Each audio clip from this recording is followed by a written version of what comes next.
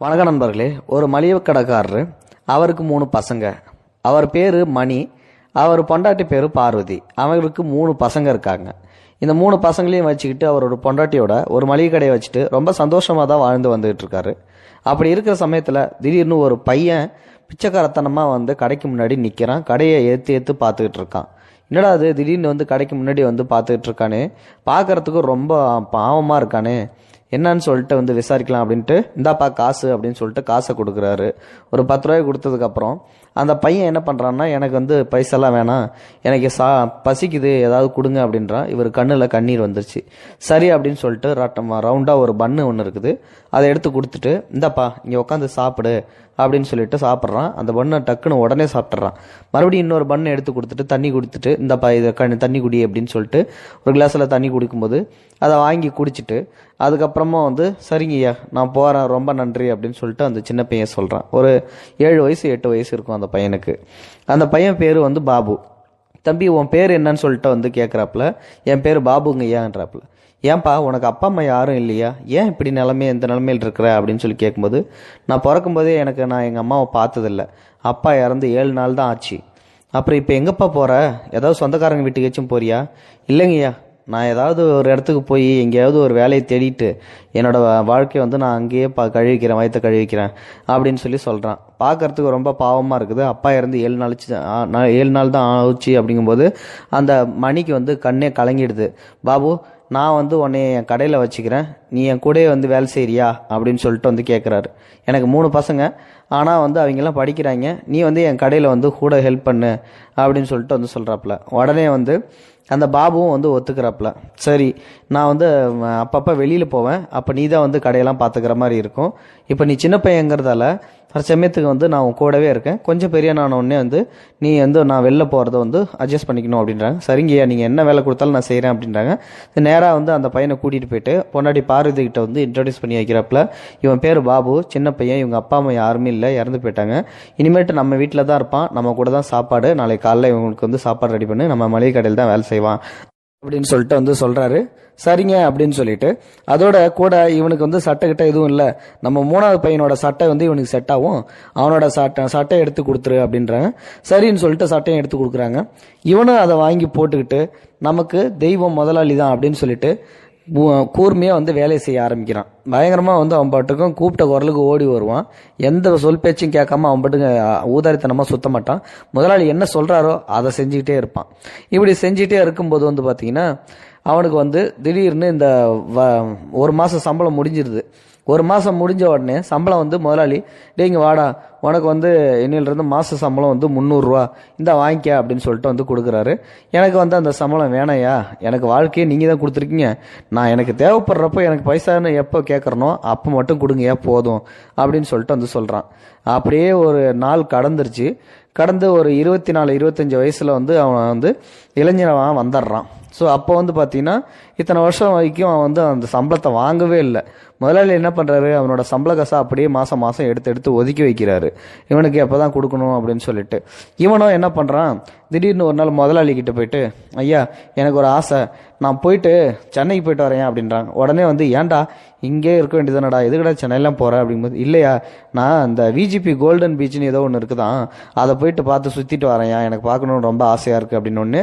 முதலாளி என்ன சொல்கிறாப்புல, உனக்கு இந்த இத்தனை வருஷத்தில் நீ இளைஞனா வர்ற வரைக்கும் ஆசைன்னு சொல்லிட்டு எதுவுமே கேட்டதில்லை, நீ இப்போ கேட்டுட்ட, அதனால் உன்னோட ஆசையை நான் நிறைவேற்றி வைக்கின்றா, சரி நீ தாராளமாக போயிட்டு வாடான்னு சொல்கிறாரு. ஆனால் அரை மனசோட தான், அவன் அனுப்பி வைக்கிறதுக்கு விருப்பமே இல்லை.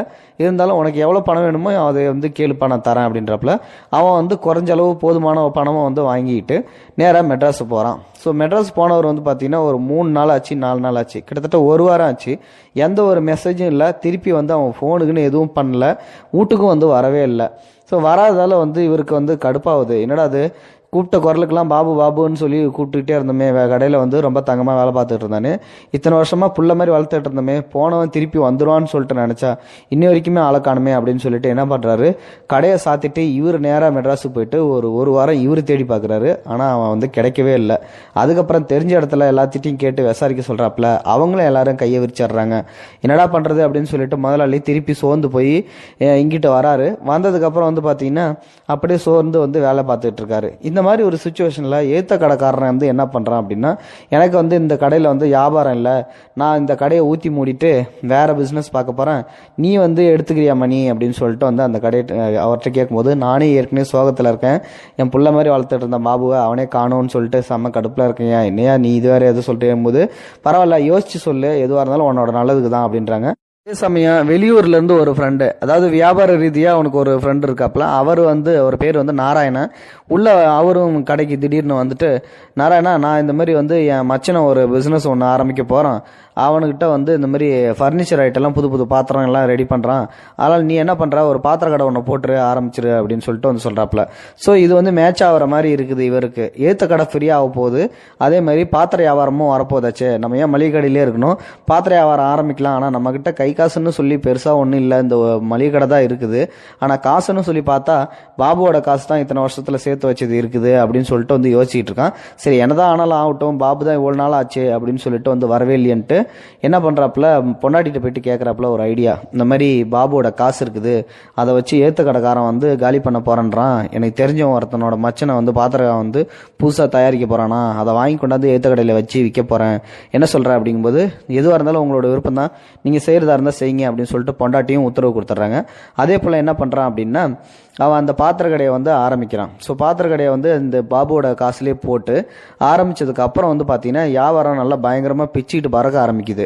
அப்படியே அவன் என்ன பண்ணுறான்னா, அந்த பாத்திர கடையிலே திடீர்னு வந்து ஃபர்னிச்சர் ஐட்டம் ஃபுல்லாக இறக்குறான். சோஃபா, கட்டில், பீரோ அப்படி இப்படின்னு சொல்லிட்டு நிறைய ஃபர்னிச்சர் ஐட்டமும் இறக்கி மொத்தமாக அப்படியே ஃபர்னிச்சர் மாதிரி வச்சு விற்க ஆரம்பிச்சிடுறான். இப்போ என்ன பண்ணுதுன்னா, அவனுக்கு அப்படியே அந்த வியாபாரம் பயங்கரமாக பெருகுது. அதை வச்சு நிறைய கடைகளை வந்து ஓப்பன் பண்ணுறான். இவனுக்கு வந்து 5-6 கடை கிட்டத்தட்ட ஓப்பன் ஆகிடுது. பயங்கர பெரிய அளவாகவும் ஆகிப்படுறான். திடீர்னு ஒரு சின்ன மளிகை கடையை வச்சு நடத்த ஆரம்பித்தவன் இந்த காசை போட்டு ஆரம்பிச்சோன்னே அவ்வளோ பெரிய பணக்காரன் ஆகி போடுறான். இந்த அப்படியே கிட்டத்தட்ட வந்து ஒரு 7 வருஷம் ஆகி போச்சு. ஒரு 5-6 கடைக்கு மேலே வந்து ஓப்பன் பண்ணி நல்லா சந்தோஷமாக வாழ்ந்து வந்துகிட்டு இருக்கான். ஆனாலும் அந்த மளிகை கடையில் தான் இவன் ஓனராக உட்காந்துருப்பான். மற்ற கடைக்கு எல்லாத்துக்குமே ஒரு ஆளை தான் இன்சார்ஜாக போட்டு வச்சுக்கிட்டு இருப்பான். இப்போது என்ன ஆகுதுன்னா, மளிகை கடையை திறந்துட்டு வழக்கம் போல் காலைல ஒரு 10 மணி வாக்கில் உட்காந்துருக்காப்புல வியாபாரத்தை பார்த்துக்கிட்டு. அப்போ தூரத்தில் இருந்து ஒரு ஆள் வர்ற மாதிரி வந்து தெரியுது. நல்லா உத்து பார்க்கும்போது பாபுவா தெரியுது. உடனே இவருக்கு கண்ணில் கலங்கி, என்னடா அது நம்ம பாபுவா இப்படி வரான் அப்படின்னு சொல்லிட்டு உடனே கடையை விட்டு இறங்கி வெளில வந்து, பாபு என்னடா பண்ணுற, எப்படா இருக்கா அப்படி இப்படின்னு சொல்லிட்டு கட்டி தரையோ அழுகுறாப்புல. போங்க முதலாளி, நான் உங்களுக்கு துரோகம் பண்ணிட்டேன் அப்படின்னு சொல்லிட்டு வந்து சொல்கிறாப்புல. அப்போ தான் வந்து இவர் என்ன சொல்றாப்புல, ஏன்டா என்னடாச்சு, என்ன சொல்லு, மெட்ராஸுக்கு போனி ஏன் திருப்பி வரவே இல்லைங்கும்போது, இல்லை முதலாளி, ஒரு பொண்ணோட மானத்தை காப்பாற்றுறதுக்கு, அதாவது ஒருத்தன் ஒரு பொண்ணுகிட்ட தப்பாக நடக்க முயற்சி பண்ணா, அவனை வந்து நான் அந்த பொண்ணை காப்பாற்ற போகும்போது யதார்த்தமாக வந்து ஒரு சின்ன ஆக்சிடென்ட் ஆகிடுச்சு, அவன் வந்து இறந்து போயிட்டான், அதனால் என்ன குற்றவாளியாக ஆக்கிட்டாங்க, நான் தான் அந்த பையனை கொண்டுட்டு பொண்ணை கெடுத்த மாதிரி அப்படின்னு சொல்லிட்டு கேஸை வந்து இது பண்ணிட்டாங்க. அந்த பையன் பெரிய பணக்கார பையன், அதனால் என் மேலே கேஸ் விழுந்துருச்சு. இப்போ இத்தனை வருஷமாக நான் வந்து ஜெயிலில் தான் இருந்தேன் அப்படின்னு சொல்கிறாப்புல. என்னடா சொல்கிற, இப்படியாடா, நீ நல்லா வந்தாடா, எனக்கு தெரியும்டா அப்படிங்கும்போது, சரிங்கயா, இருந்தாலும் பரவாயில்ல, நான் வந்து உங்கள்கிட்ட சின்ன வயசில் எப்படி வேலைக்கு சேர்ந்தனோ அப்போ இப்பயும் அதே மாதிரியே தான் இருக்கேன், ஆனால் வந்து எனக்கு இப்பவும் பசிக்குது, நீங்கள் இந்த தடவையும் சாப்பாடு போடுவீங்கன்னு நம்புறேங்கிறாங்க. இதே இதெல்லாம் நீ என்கிட்ட கேட்கணுமாடா, வாடா உள்ள அப்படின்னு சொல்லிட்டு இழுத்துட்டு போயிட்டு உடனே அவங்ககிட்ட திருப்பியும் வந்து சாப்பாடு கொடுக்குறப்பல நல்லா சாப்பிட்டுட்டு, ஐயா நான் கிளம்புறேன் ஏன் அப்படின்றாங்களா. டீ பாபு எங்கடா போகிற, ஏன்டா இந்த என்னை விட்டுட்டு நீ போகிறதுக்கு உனக்கு எப்படா மனசு வருது, இல்லையா நான் இல்லாதனால எப்படியும் உங்களை ஊரில் இருந்து தப்பாக பேசியிருப்பாங்க, நான் எங்கே போனாலும் ஜெயிலுக்கு போயிட்டு வந்தோம்னு சொல்லிட்டு என்ன வேலையும் தரமாட்டேன்றாங்க, இந்த ஊர்லேயும் வந்து மதிக்க மாட்டாங்க, உங்களோட பேரும் கெட்டு போயிடும், எதுக்கே என்னால் வம்பு, நான் எத்தையாவது போயிட்டு என் காலத்தை மீதி இருக்கிற காலத்தை ஓட்டிக்கிறேன், நான் அந்த ஜெயிலே வந்து என்னோட இளமையும் தோற்று போச்சு, இப்போ 5-7-8 வருஷமாக என்ன ஜெயிலே தான் கடந்தேன் அப்படின்னு சொல்லிட்டு செம்மையாக ஃபீல் பண்ணி அழுகுறப்பல. டேய் போடா போ, இந்த முதலாளி விட்டுட்டு உனக்கு போகிறதுக்கு எப்படா மனசு வந்துச்சு, நீ இப்படி செய்வேன்னு நான் கொஞ்சம் கூட எதிர்பார்க்கவே இல்லைடா அப்படின்னு சொல்லிட்டு என்னையா சொல்கிறீங்க, ஆமாண்டா உனக்காக நான் என்னென்ன பண்ணி வச்சுருக்கேன் தெரியுமா, அப்படியே போ, அந்த எழுத்தாப்பில் இருக்கிற ஒரு ஃபர்னிச்சர் கடை, அந்த ஃபர்னிச்சர் கடையில் போய் உக்காந்துட்டு நீயே அந்த முதலாளி கல்லாப்பேட்டையில் உக்காந்து நீயே அந்த கடையை பார்த்துக்கடா அப்படின்னு சொல்லிட்டு கதையை திரும்பி பார்க்க சொல்கிறாப்புல. கடையை திரும்பி பார்த்தா பாபு ஃபர்னிச்சர்னு சொல்லிட்டு இருக்குது. அப்படியே இவனுக்கு செம்ம தூக்கி வாரி போடுது. என்ன முதலாளி சொல்கிறீங்க, ஆமாண்டா இந்த வியாபாரத்தை வந்து நான் ஸ்டார்ட் பண்ணேன், ஆனால் அதில் உன்னோட பைசாவை தான் போட்டு ஸ்டார்ட் பண்ணேன், அதனால் அந்த பைசா எனக்கு சொந்தமானதே கிடையாது, இது எல்லாமே உனக்கு சொந்தமானது தான் அப்படின்னு சொல்லிட்டு வந்து சொல்கிறாப்புல. போய் குளிச்சுட்டு சாப்பிட்டுட்டு நல்லா ட்ரெஸ்ஸை போட்டுட்டு வந்து கடையில் உட்காந்து வியாபாரத்தை பார்க்குற, அதை விட்டுட்டு வேறு ஏதாவது பண்ண அவ்வளோதான், என்னை கடங்காரனாக்கலான்னு பார்க்குறியா, நான் ஒரு காலமாக அதுக்கு அதிக அனுமதிக்கவே மாட்டேன். உன் காசு என்கிட்ட என்றைக்குமே இருக்கக்கூடாது, நீ என்றைக்குமே என் கூட தான்டா இருக்குன்னு சொல்லிட்டு அந்த முதலாளிகிட்ட சொல்லும்போது, அந்த பையன்கிட்ட சொல்லும்போது முதலாளி ஓடி வந்து கட்டி பிடிச்சி செம்மையாக கதறி செம்மையாக அழுவுறானா. உடனே வந்து முதலாளியும் நான் ஒன்றை விட்டுட்டு என்னால் இருக்க முடியாதுங்கும்போது, ஐயா நான் தப்பு பண்ணிட்டேயா, மன்னிச்சிருங்கயா, நான் உங்கள் கூடயே இருக்கிறேயா, ஆனாலும் இத்தனை சொத்து எனக்கு தேவையே இல்லையா, இதில் பாதி உங்களால் வந்தது தான், அதனால் நீங்களும் இதில் பார்ட்னர்ஷிப் எடுத்துக்கணும் அப்படின்னு சொல்கிறாங்களாம். இது இப்படியே வந்து 2 பேரும் கட்டி தழுவி வந்து அழுதுக்கிறாங்க. இது ஒரு பெரிய ஸ்டோரி, ஒரு சென்டிமெண்டல் ஸ்டோரி தான். இந்த ஸ்டோரி பற்றின கருத்துக்களை மறக்காமல் உங்களோட கமெண்ட் பாக்ஸில் சொல்லுங்கள். இந்த வீடியோ பிடிச்சிருந்தா லைக் பண்ணுங்கள், உங்கள் ஃப்ரெண்ட்ஸுங்களுக்கு ஷேர் பண்ணி விடுங்க. கூடவே நம்ம சேனலையும் சப்ஸ்கிரைப் பண்ணி விட்டுருங்க. தேங்க்யூ ஃபார் வாட்சிங். இது போன்ற செய்திகளை உடனுக்குடன் நீங்கள் தெரிந்து கொள்ள மறக்காமல் எங்களுடைய சேனலை சப்ஸ்கிரைப் செய்யவும், கூடவே பக்கத்தில் வரும் பெல் ஐக்கானையும் கிளிக் செய்யவும்.